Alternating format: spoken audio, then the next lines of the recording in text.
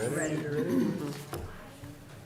right, I'd like to welcome everyone to the July 24th, 2023 meeting of the Delaware County Board of Commissioners. Would you please rise and join me in the pledge?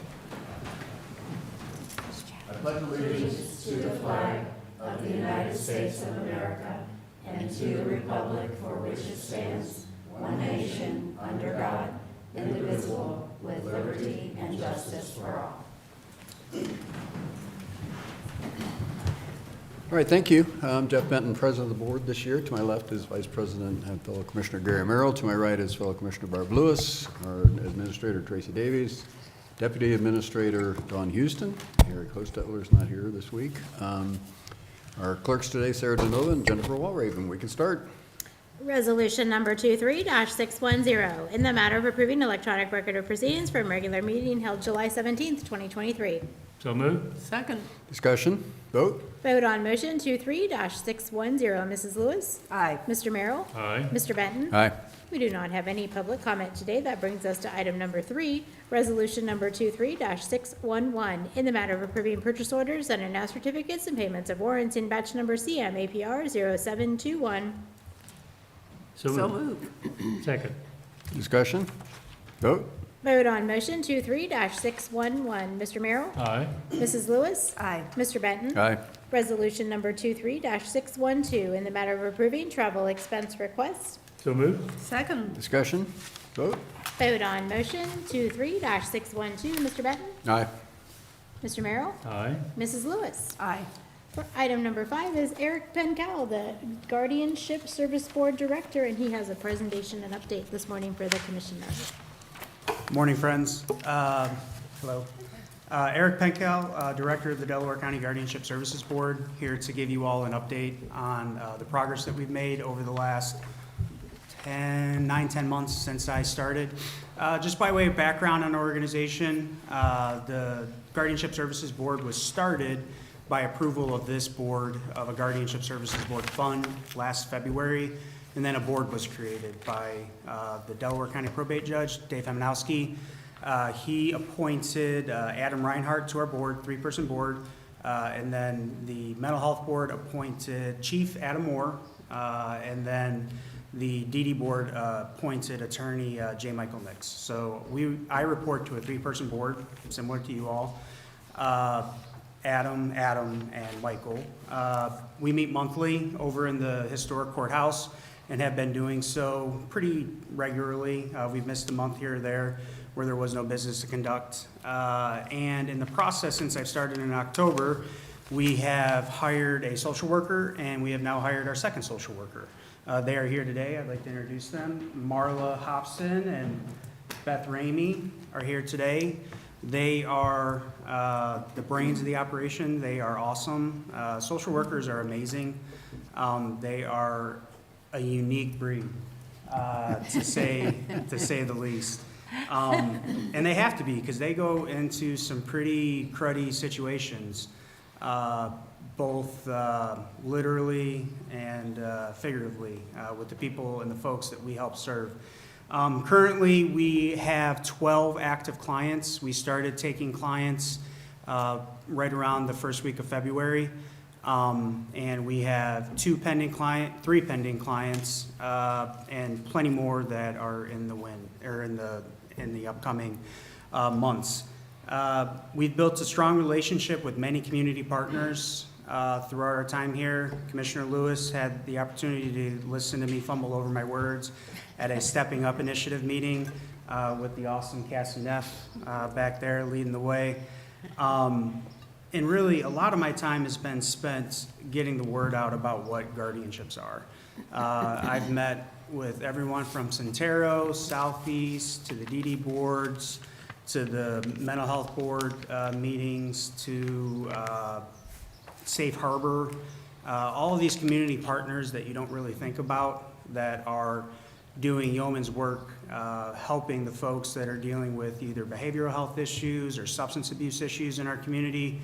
And the individuals that we serve are folks that are deemed incompetent by the probate court and don't have any family members or friends that are appropriate guardians. Basically, we're a guardian of last resort.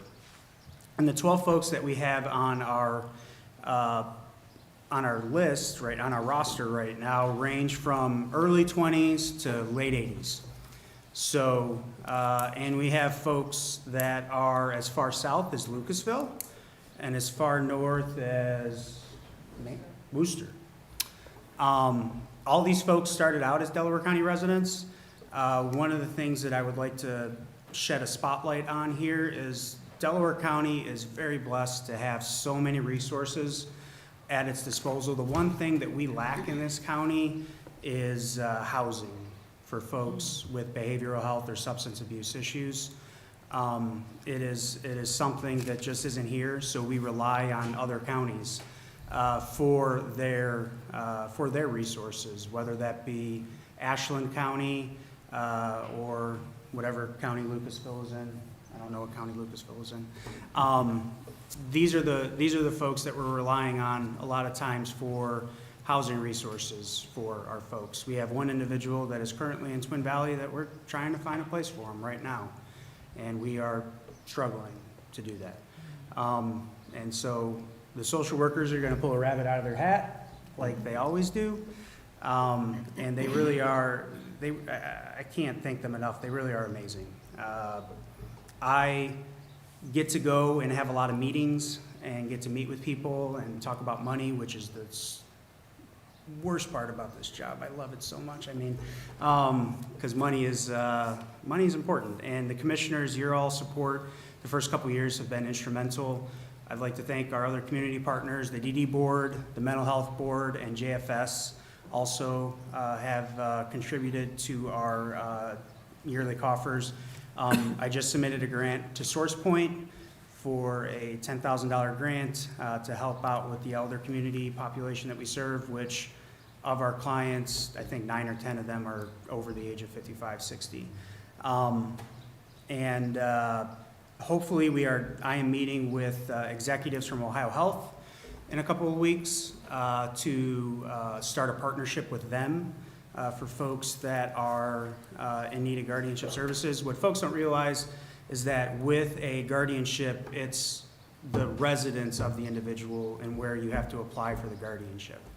So there are folks in Franklin County hospitals at St. Anne's or Ohio State or whatever it may be, who are Delaware County residents that may be in need of a guardianship. Or they're over at Grady in need of a guardianship. So we're reaching out to those hospital community partners, Ohio Health we're starting with, hoping to form a partnership with Mount Carmel and Ohio State as well as we move forward. We are currently located down at the DD Board still on the second floor.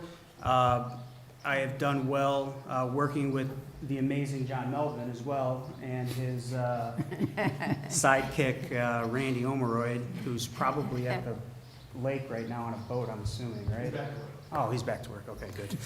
I need to talk to him. But facilities has been great. The IT individuals have been helping us with a rather quirky situation. We are a county agency in a non-county building. So there's been some hiccups along the way, working through some IT issues and some facility things that we're trying to figure out. But the folks, as always, here in Delaware are amazing. They really are. From everyone down from the janitorial staff all the way up to the elected officials. Can't say enough about the people in this community and the folks that we all work with, and then the folks that we serve here in Delaware County. Beyond that, we look forward to continuing on accepting more clients and ramping up services. I anticipate hiring an executive assistant, program coordinator, something along those lines by the end of this year. I've been pretty much a one-man band with the help of the social workers who deal with the clients day in and day out, but I've been handling all the other miscellaneous things. So we hope to hire some support staff help by the end of this year, and then another social worker and intake worker by the end of next year. So hopefully by the end of 2024, we will have upwards of 6 employees. The magistrate Suffren, whom we receive, or who we appear before for the guardianship proceedings, has a plan to bombard us with lots of guardianships, apparently. He is, I think, I don't know, maybe it's 100, maybe it's 50. I have no idea how many he wants to give us, but he wants to give us a lot by the end of the year. And we welcome that. And I anticipate the caseload of the caseworkers being no more than 40, but hopefully somewhere between 20, 25. And myself, I will take on clients, and I do help with services. I go see clients out in the community. I've done things from pick up prescriptions to move somebody into a nursing home. So I'm doing everything I can to help the people that we're serving. And it really is fun. It really is fun. There's a lot of raw humanity in the social work field and the folks that we serve, and you get to see the successes and the downfalls, but it's all real. There's no pretense. There's nothing fake about it. It's real as it gets. So I'd be happy to answer any questions that the board may have. I'm glad Eric's not here. But other than that, I'd be happy to answer any questions you all have. Yeah, well, Eric, thank you for what you're doing, what you're creating. Commissioner Merrill? I have a couple of questions. First of all, for the benefit of everybody here and that's listening, what was the program like before this guardianship program? Help everybody understand the transition. Sure. Before the creation of the Guardianship Services Board, we were reliant in Delaware County on local attorneys to step up and be guardians of individuals that needed them. There were two main people, Michelle Delaware Stratman and Nick McCoy, were the two individuals that the probate court primarily relied upon, and they did a heck of a job. But they have their own practices, and a lot of times, the situations called for a more steady force that government can supply and that we will provide moving forward. But it was reliant upon the use of the probate court's indigent guardian fund and then appointing local attorneys to help provide those services. And it was a similar, Delaware County, all other 87 counties were the same way before the creations of these before the creations of the Guardianship Services Boards. It started in Franklin County in 2014, the statute created a Franklin County Guardianship Services Board to see how it worked. And then a few years later, the legislator expanded that so all 88 counties could have guardianship services Okay, boards. follow-up question. So whatever the number is irrelevant, but do people transition from those two attorneys to this program, or is it just new clients? It's new clients. We're taking new referrals. We're starting off slowly, building up our roster, getting our feet underneath ourselves. When I say I help with the creation of the board, I literally phones to hiring, everything in between. There was nothing. We are moving slowly and ramping our roster, adding more to the roster as we move on in the months that follow. But no, there is no plan to transition those individuals from those attorneys to our board. I didn't know if it's practical, even possible. I was just curious. You can, but no, they formed relationships with their clients that they're serving there. If the need were to arise, we would obviously step up if a need for guardianship was presented to us from any attorney or any individual that wanted to transition away from being a guardian, because being a guardian is hard. It really is. Magistrate Suffren, he gives a seminar online once a quarter, and he starts it out with telling the folks, and these are family members that are guardians that are taking these classes, because it's just not us. A lot of families apply for guardianships for their folks, and they're required to do a training. Well, the probate court puts on a training, and Magistrate Suffren starts it by saying, thank you for stepping up and doing this, and he tells them it's probably the last thank you you're going to get. I have one last Sure. observation, comment. Yes, sir. Based on your math, the two people you have can handle 50 to 60 Probably, guardianships. yes. I know there's a lot of impatience out there that the program's not moving fast enough. You have any thoughts on that? Hey, we're ready. Give us give us more clients.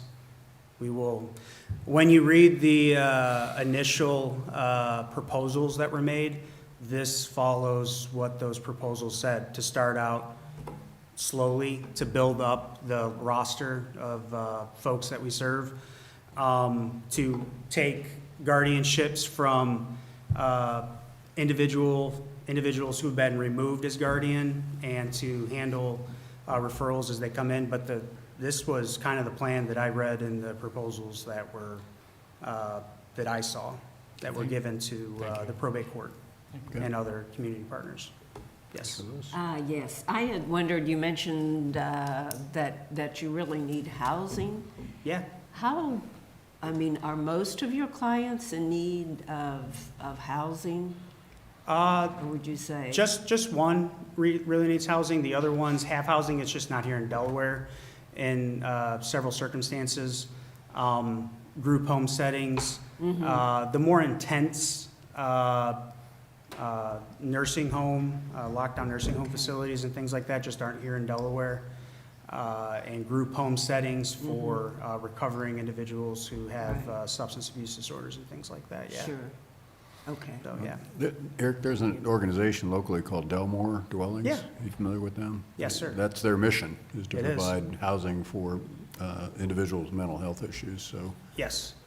I'm sure you're aware they're trying to grow and provide I know. homes for your clients in We many have, cases. we have one individual in Delmar, and what's the waiting list for Delmar right now? 2 years. Yeah, yeah, I now. knew Oh. they're backlogged to Yeah, create more and housing. they do a heck of a job down there. I know Jim Wilson is leaving, and I think they're getting a new executive director down there. But yeah, it's a 2-year waiting list right now for Delmar. And it's just not a Delaware County thing. It's everywhere that has housing problems, and I'm sure that Cassie, she's shaking her head like a bobblehead back there. But yeah. Okay, all right, well, thank you, Eric. Thank you. Thanks Thank for you. your Thank work on you. that. Thanks, everyone, Yeah, everyone. for all you do. Okay, Jennifer? Item number 6, resolution number 23-613, in the matter of approving a memorandum of understanding between the Delaware Morrow Mental Health and Recovery Services Board and the Sheriff of Delaware County, Ohio, SOS 3.0 funding Delaware County Jail Medicated Assistant Treatment Program FY 2023-2024. So moved. Second. Discussion. Dean Stelzer, Delaware County Sheriff's Office. This request is approval of a memorandum of understanding with Delaware Morrow Mental Health and Recovery Services Board to provide medicated assisted treatment at our jail. The board had received a grant from the state, and we're acting as a provider of those services in our jail facility. The gist of the medicated assisted treatment is we try to identify inmates that have a drug abuse problem and work with them prior to their release through a medicated program to hopefully get them to deal with their addiction. This is Cassie Neff. She heads up our program and just does a real good job. I'll let her, if you want to, and I need to prepare, maybe just give them a little update where we stand. Yeah, good morning, good morning. So our medicated assisted treatment program is designed to serve people with long-term opiate substance use disorder. The way that we designed it is a new induction, so we don't do continuation. If you were on an MAT program and you were in jail, we're not going to continue yet. That could be our expansion next year, but we're doing new induction for those folks in long-term recovery, and it's built on the existing programs in the jail. We have a very comprehensive recovery and treatment program called LINK, stands for Lives in Need of Connection, and essentially that is a multidisciplinary team of professionals that wrap around residents of Delaware and Morrow County with a mental health and a substance use disorder. So myself, I serve on the team. We have a program coordinator, a mental health clinician, a designated social worker, which Eric said they are a blessing and do the toughest, they're in the trenches. Ours, we don't have to share. The way that grant was written is it's designated to the jail, and then we have a in-reach counselor.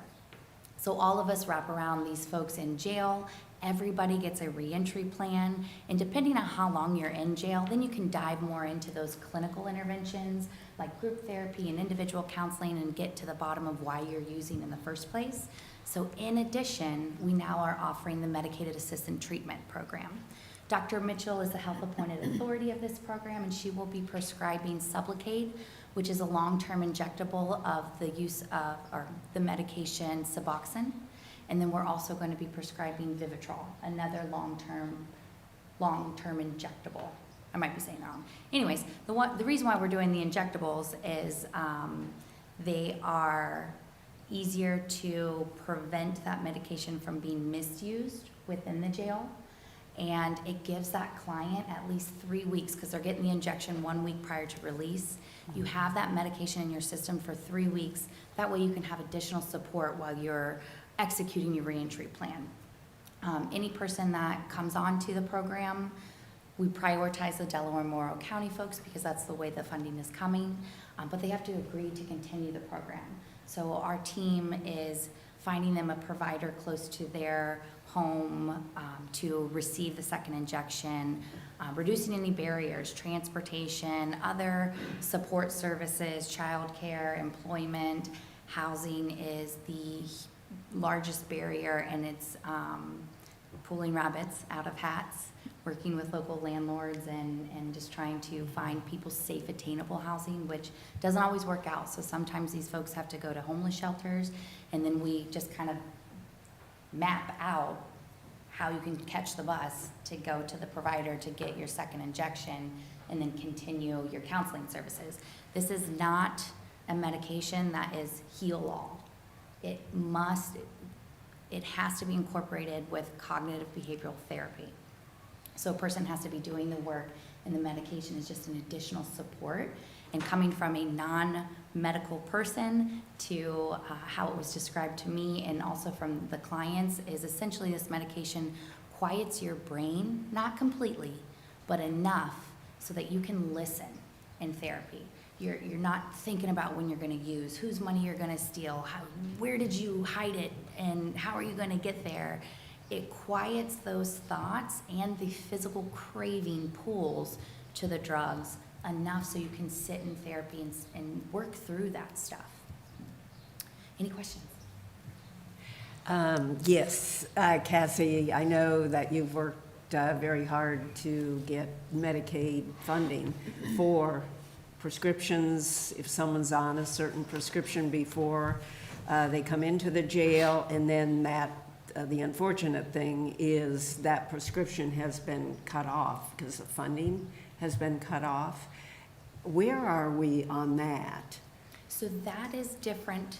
That's than this. different than what you're, yeah. What you're referring to is there was an interpretation to the law in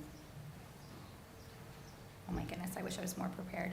Anyways, so retired Justice Evelyn Stratton worked with the pharmacy board to change permissive language within that law, which allowed local physicians who were the appointed health authorities of jails and prisons to prescribe continuing mental health medications. The way that law was written is it required the physician to physically be there and then give the prescriptions to everyone being released from the jail. The change of the permissive language allowed that physician to give that responsibility to the nursing staff. So for almost a year, we were not able to provide people with the very necessary mental health medications they needed upon release from jail. And because of the good work that our Ohio Stepping Up partners have done, we now can give everybody, if they are on mental health medication in the jail, at least a 7-day supply. And for people participating in programs, we want them to have payer sources, right? Because we do all this reentry planning and give them all these amazing appointments, but if you don't have the means to pay for it, it's not realistic. So we are signing folks up for Medicaid within the jail, and it becomes active the moment that they are released. Oh, that's great. Thank you. Thank you. Okay. Other questions? Vote. Vote on motion 23-613. Mrs. Lewis? Aye. Mr. Benton? Aye. Mr. Merrill? Aye. Thank you for your support. Thanks, Thank Gavin. you. Resolution number 23-614, in the matter of approving a contract for services and a business association agreement between the Delaware County Board of Commissioners, the Delaware County Sheriff, and Robertson Research Institute for Training and Assessments. So moved. Second. Discussion? This is a new program we're trying to initiate in relation to our wellness and, I guess I'd say preventative actions with some of our law enforcement personnel. We put in place a tracking system that really tries to identify, it's called an early warning system. Any problems with some of the deputies, whether it be work-related, personnel, time off, any number of other things, to kind of give us a heads up that, we might have, this person's dealing with some challenges, ideally, hopefully to prevent problems and issues that may come up that create a lot of challenges, legal and otherwise, for the county. And that's in place, and we're kind of tracking some of the identifiers. This is actually a proactive approach to work with the deputies related. It's called Protect the Protector, but it has to do with a lot of the emotional side of being in law enforcement. And a couple of the other counties have utilized the sheriff's office, and we want to see if this is a good program for us to be proactive. The initial year, we're kind of taking a slow approach to it. This will enable us to have 50 deputies participate in the program. It's several steps in it, and so we're going to kind of monitor and see how effective it is, and perhaps look at it a little bit longer term down the road and continue the program. Entertain any questions? I think, yeah, Good idea. preventative steps are so important, and boy, that's great. Thank you so much for doing sure. this. Yeah, okay, vote? Vote on motion 23-614, Mr. Benton? Aye. Mrs. Lewis? Aye. Mr. Merrill? Aye. Resolution number 23-615, in the matter of approving an agreement and an addendum between the Delaware County Board of Commissioners and the Delaware County Sheriff and Alcochet Staffing Services. So moved. Second. Discussion? Just a standard agreement with the local temporary worker provider, Aclochet. Still struggling with some staffing issues, keep hiring employees, especially some of our records clerks. I think they're down almost 60% their staffing levels. So we're going to reach out, get some fill-in assistance to make sure things move smoothly. Okay. Vote, please? Vote on motion 23-615, Mr. Merrill? Aye. Mr. Benton? Aye. Mrs. Lewis? Aye. Resolution number Thanks, Dean. 23-616, in the matter of approving an alternate schedule of vacation leave for the Emergency Medical Services Field Captains. So moved. Second. Discussion? Morning, Commissioners. Jeff Fischel, Director of EMS, Delaware County. What you have in front of you is a resolution to adopt an alternative scheduled vacation leave for the EMS field captains. At this time, it would mirror the vacation hours to that of the lieutenants, paramedics, and EMTs on the ambulance as well. I'm here to answer any questions that you might have. Questions, comments? Vote, Jennifer? Vote on motion 23-616, Mrs. Lewis? Aye. Mr. Merrill? Aye. Mr. Benton? Aye. Thank you. Thank you, Jeff. Thank you. Resolution number 23-617, in the matter of approving bid documents and setting the bid date for the project known as the CDBG PY 2020 Activity 2 Parking, Drainage, and Related Improvements for Kilbourne Planned Commercial District. Good morning, Commissioners. Monica Connors. Hang on a second, we got to get a motion. So moved. Sorry. And seconded. Seconded. Yeah, sorry. Sorry, Yeah. got to go through that. Good morning, Commissioners. Monica Connors, Director of Economic Development, here before you this morning requesting approval to advance in our next step of the CDBG program, approving bid documents and setting the bid date for the project known as Kilbourne Planned Commercial District. The notice would like to appear this Wednesday in the Delaware Gazette, and then again on August 2nd. Bids will begin accepting through August 10th for a 2-week period. Okay. Yeah, we're making nice progress in Kilbourne. Good to see this next phase being done. So again, Kilbourne's becoming a very nice place. Great, yes. Comments, questions? Dawn, you go there a lot, you're in that area. Vote, please, Jennifer. Vote on motion 23-617. Mr. Merrill? Aye. Mrs. Lewis? Aye. Mr. Benton? Aye. Thank you. Resolution number Yeah, thanks, Monica. 23-618, in the matter of approving and authorizing the county administrator to execute a letter of understanding in lieu of a maintenance bond for the Bixby campus sanitary sewer extension. So moved. Second. Discussion. Good morning, John Melvin, Director of Facilities. The city has requested this letter in lieu of a maintenance bond for the sanitary extension we did out there for the Bixby project. Okay. Vote, Jennifer. Vote on motion 23-618. Mr. Benton? Aye. Mr. Merrill? Aye. Mrs. Lewis? Aye. Thanks, John. Resolution number 23-619, in the matter of approving right-of-way work permit summary sheet. So moved. Second. Discussion. Morning, Rob Riley, Chief Deputy Engineer. We just have 2 routine utility installation permits for you this morning. Okay. Vote. Vote on motion 23-619. Mrs. Lewis? Aye. Mr. Benton? Aye. Mr. Merrill? Aye. Resolution number 23-620, in the matter of awarding a bid and approving a contract between the Delaware County Commissioners and Double Z Construction Company for the project known as Berlin Station Road Improvements and Bromiller Road Reconstruction. So moved. Second. Discussion. Excuse me. So we have received bids for this project. We received 3 bids ranging from $2.49 million to $3.08 million. The low bid coming from Double Z Construction. We've worked with Double Z many, many times before, so certainly no concerns with awarding a contract. This project will replace a large, I think it's about a 10-foot span culvert with a new 10-foot structure on the south leg of the intersection, and it will raise the grade of that up to address what is currently a bit of an issue in the winter.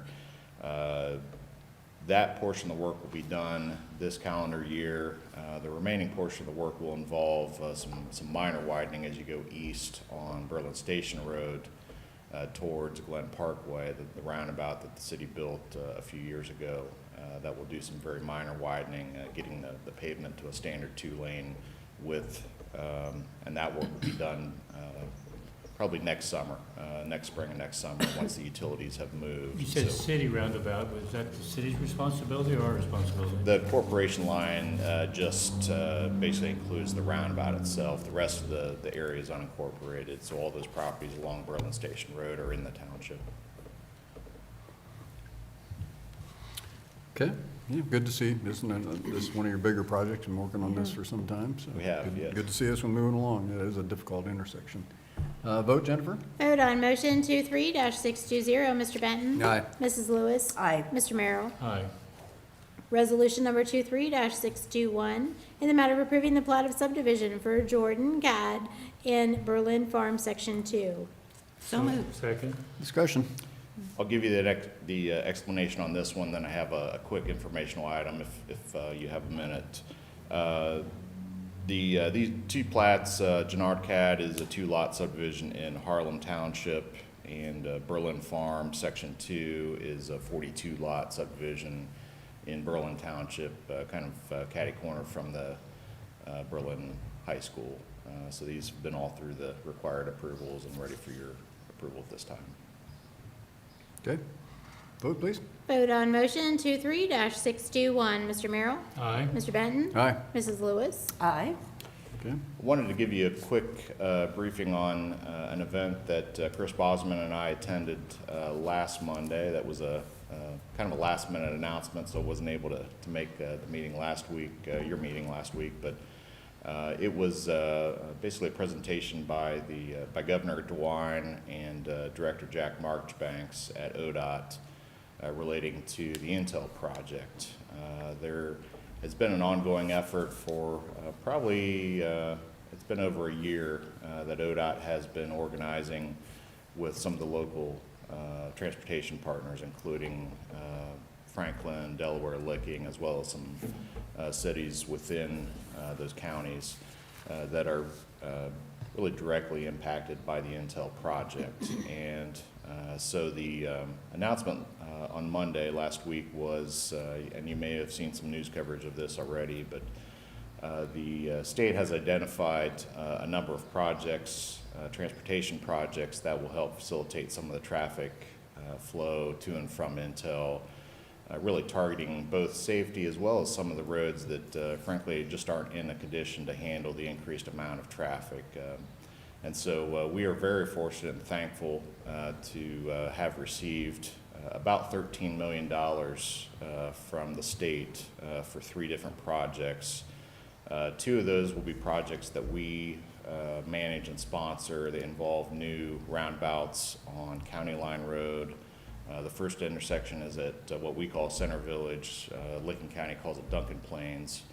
And then the other intersection is at Fancher Road. And so each of those 2 intersections will have new single-lane modern roundabouts that we'll be developing really as quickly as we can. We'll be working quickly to develop those in the next 2 years and then get those to construction hopefully in 2025 or 2026, roughly about the time that Intel is opening. So the 3rd intersection, District 5 and District 6 ODOT teams will be working. That is the intersection at County Line and Route 37.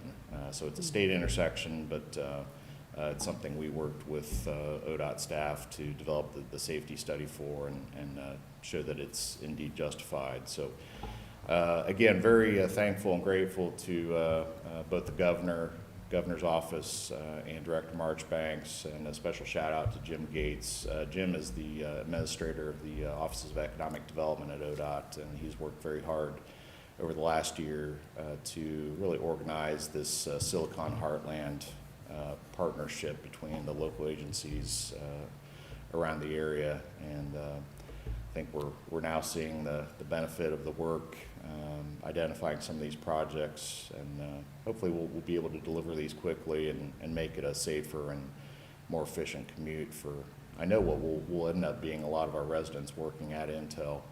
That, as I've told others, not every resident that works in Delaware, or lives in Delaware County will end up taking state routes. They'll find the shorter routes through the local highway network. So this is a good step towards that. Yes, So interesting. we're on the boundary with Licking on a couple of these projects, so are they involved in the construction or just we're taking responsibility? We are going to take the lead, but again, these are 100% funded projects. That was my next question. Are they 100% Yes, funded? so these grants will cover the entire cost of the project. We'll be working closely, obviously, with Licking County since they are shared intersections, but Licking County kind of has their hands full since they've got probably more of the burden of upgrading their local system, particularly as you go just to the east of the county line. Some of those roads are, I would say, just almost okay for today's traffic. They will not be for the amount of traffic that Intel is going to generate in the area, and so they have a lot of work to do. Yeah. Just a couple Yeah. questions. Thank you, Rob. That's great news. The Fancher Road, that's a roundabout. Yes. Where is that is it Harlem and Fancher, or is it further east? It's at Fancher and County Line Road. So it's currently I think it's a two-way stop, if I'm not mistaken. Oh, okay, that's the Licking County line. Correct, yes. Yeah, yes. okay, and the same with the Center Village. That's correct, And right that's on the Licking county line. County line. Now, I would like to add, excuse me for interrupting. Sure. We do have a number of, excuse me, a number of other projects in that area. Obviously, these are the ones that ODOT is participating in the cost on. We are actually in the process of going out for consultant selection here very shortly to help us with design on several other intersections that we will have to fund or hopefully pursue some grant funding on those as well, but I think we'll be in a position to have to fund most of the cost. Harlem and Fancher Road, Big Walnut and Sunbury Road are the two that we have scheduled for upcoming consultant selection and developing those projects. It'd be on a similar time frame as the two I spoke to you about, but maybe a year trailing. So we've got a lot of work to do, and Sure, you've got a lot I of would hope there'll be plans. some state assistance because the traffic increase as a result of Intel, so hopefully they're going to be supporting us in some form. I would hope. There's really all of these intersections are excellent candidates for the Ohio Public Works programs. We've been successful over the years in getting grants for projects like this. Are there any plans east on county line between Franklin and Delaware, east of Hoover, that county line, any plans to widen that?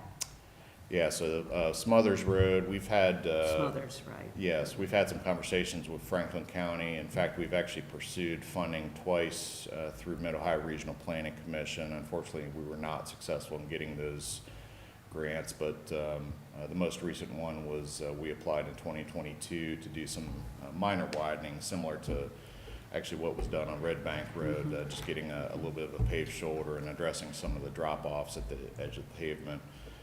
Really, at some point, that road will need a more comprehensive upgrade. Some of the traffic, or the traffic studies that we've seen and we've participated in show a pretty significant increase in traffic, particularly on Smothers Road. And so it's really only a matter of time until we have to bite the bullet. We'll obviously continue seeking state and federal funding for that, but we'll have to get moving at some point on some type of upgrade. And I just wanted to thank you for the widening of Red Bank. Sure. Shelley and Sands did a great job under your tutelage, and looks great, and it really is a lot safer. Yeah, So, yeah, it turned out nice. Thank you. thank you. All right, well, thanks for your work on this, and thanks for the update, and I'm sure there's more to come. Certainly. It's going to be huge projects for many years over there, so. Thank you. Thank you, Rob. Thank you. So we're done voting, right, Jennifer? Yes. Okay, So now we are on item 15. okay. Resolution number 23-622, in the matter of adopting an updated Delaware County motor vehicle use policy. So moved. Second. Discussion? Good morning, Commissioners. Dawn Houston, Deputy Administrator. And the update to this policy is essentially on the last page in item 12 under miscellaneous E.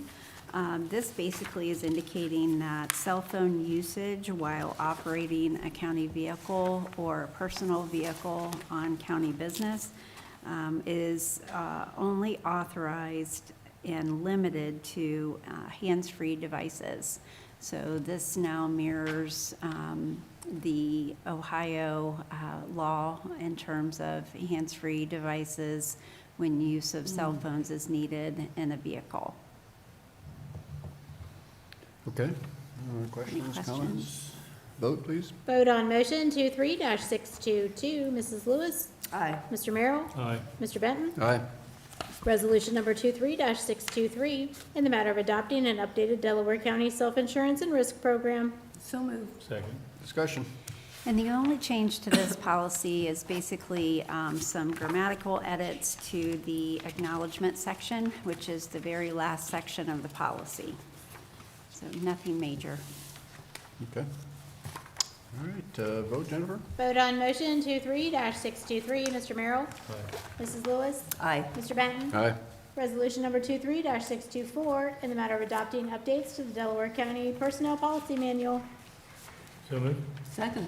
Discussion? So there's 3 updates in the policy manual that I'm recommending today. They include in the section for lactation breaks that employees would have the ability to have lactation breaks that are free from teleworking video systems. And then also, if employees are in need of any type of reasonable accommodation for pregnancy or childbirth or medical-related conditions regarding the pregnancy or childbirth, then they would need to request those, and then the county would be required to go through the interactive process with that employee and determine whether or not the accommodation that they're requesting is reasonable and does not create an undue hardship. The other item is in the investigations, corrective action, and discipline section. And this clarifies that when an employee, a classified employee, is on paid administrative leave, that they need to remain available to the county during their regular business hours if they are requested to report to work for a meeting or another type of situation where we would need maybe to speak with that employee either over the phone or in person. Has that been an issue or just clarification? It's just clarification, and no, it's not been an issue. That's actually something we've always put in the letters to the employees when they're placed on paid administrative leave. This just signifies it in the policy. And then the last thing is in the county property section under vehicles, and this mirrors what I spoke about in the driving on county business policy, that the use of cellular phones or smartphones has to be limited to the hands-free devices. If you have any questions, I'd be happy to answer them. Okay, questions, comments? Vote, Jennifer? Vote on motion 23-624, Mrs. Lewis. Aye. Mr. Benton. Aye. Mr. Merrill. Aye. Thank you. Thank you. Thanks, Don. Resolution number 23-625, in the matter of approving a professional services agreement between the Delaware County Board of Commissioners and Byers, Minton and Associates LLC for government affairs consulting services for Delaware County. So moved. Second. Discussion. Good morning, Commissioners. Tracy Davies, County Administrator. We have just completed our first year with Byers Minton providing government affairs consulting services. And they have just been a huge asset to the county, particularly during the budget cycle, and also have been instrumental in helping us have influence on legislation that has been drafted. They've also been very helpful to other partners throughout the county, including County Engineer's Office, Soil and Water, as well as the schools. And we would recommend continuing with Byers Minton. Yeah. My comment, I don't consider this a cost, I consider it an investment. And Tracy, you brought this to our attention a year ago, roughly, a little over. And I think it's worked out really well and fully support it. Yeah, they're very close to the inner workings of the State House and represent Delaware County very well there, so we've been pleased. Well, there's one thing, as we all know, in passing legislation, and boy, you've got to be right there at the right time and then have the right people. And they have done, Bill Byers and his staff have done an excellent job of responding very quickly and doing a great job in talking to legislators.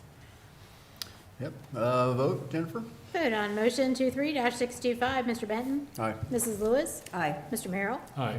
Brings us to administrator reports. Nothing else to add today. Dawn, I don't have anything either. Commissioner Lewis? I have nothing. I have nothing in spirit of time. Okay. Just one brief thing, well, a couple things. Garner, we're doing very well with Garner. We've up to 35% participation, which was our goal for this year. We're already there. So employees are embracing it, and the employees have received 50-some thousand checks already, so it's clearly working. Good to see. And I wanted to thank Justin Navi for his 5-year plan that he put together. Oh, yes. Very, very helpful, very informative, and very well done. So Jennifer, let's do executive session. Resolution number 23-626, in the matter of adjourning into executive session for consideration of employment, compensation of a public employee or a public official, and to consider confidential information related to economic development. So moved. Second. Discussion. Vote. Vote on motion 23-626. Mr. Merrill? Aye. Mr. Benton? Aye. Mrs. Lewis? Aye. All right, we're now in executive session.